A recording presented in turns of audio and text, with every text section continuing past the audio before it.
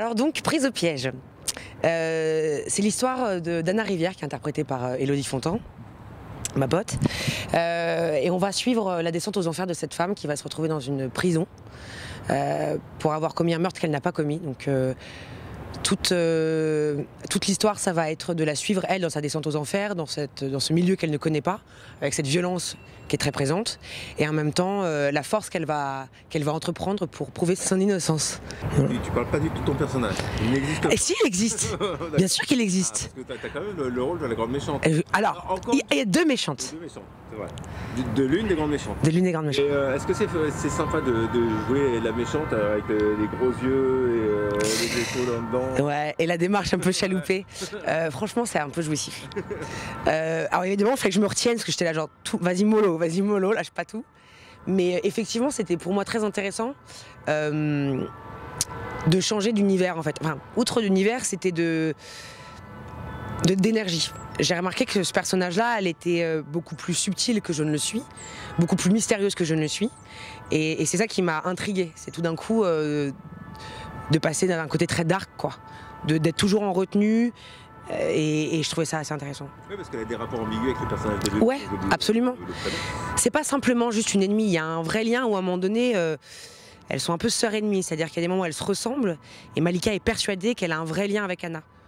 C'est ce qu'elle lui dit. Et c'est ce qu'elle lui dit. Et c'est ce qu'on voit au fur et à mesure des épisodes. C'est pas juste une ennemie, c'est qu'il y a un vrai lien entre les deux, qui est plus subtil que juste la méchante et la gentille.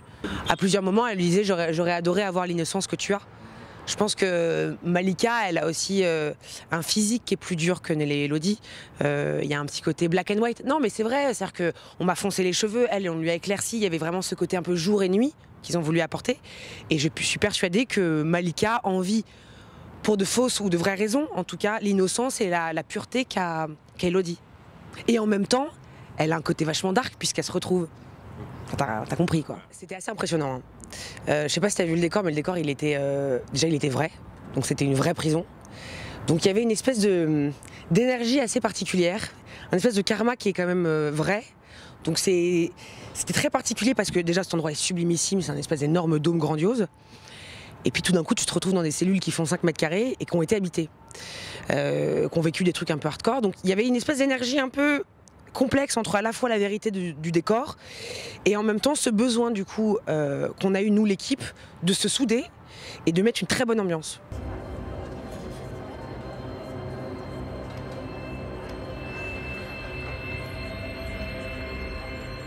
Forcément, on a dû te parler de Orange is the New Black. Ouais, forcément. Voilà. Est-ce que c'était une référence pour toi ou pas du tout? Pas du tout. Une référence pour le...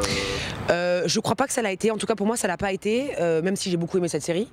Mais je trouve que ça n'a rien à voir parce que déjà là, on ne suit qu'une femme. Et puis il y a un truc dans Orange is the New Black qui est très particulier, c'est le rapport communautaire qu'on n'a pas en France, nous. Je peux pas être une latino, t'as pas le groupe de Renois, de Rebaux, de latinos, ça n'existe pas. Donc moi, je me suis pas inspirée de ce truc-là.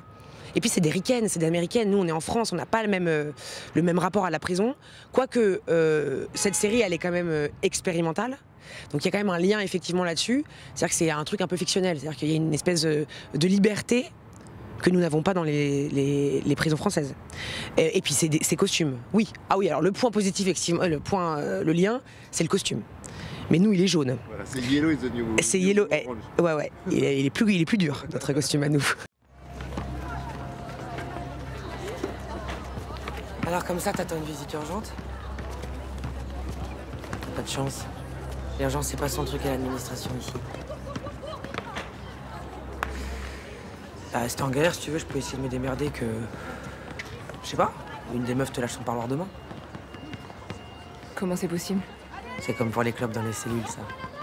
Ça dépend pour qui. Pourquoi tu me proposes ça?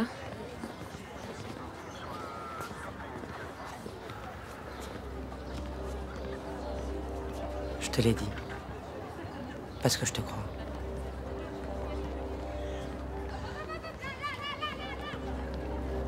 Et tu veux quoi en échange? On s'en bat les couilles de ça, on verra plus tard.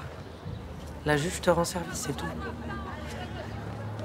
Alors, j'ai pas dévoilé la fin, mais je pose quand même une question fourbe. Il y aurait une possibilité de faire une suite. Il y a des possibilités à tout. Bien sûr. Franchement, oui, il y a une possibilité. Tout va dépendre du public. D'accord, mais on en a parlé. Vous en avez parlé. Moi, j'en ai parlé. Moi, j'en ai parlé. Mais c'est pas nous qui décidons. D'accord. Ok.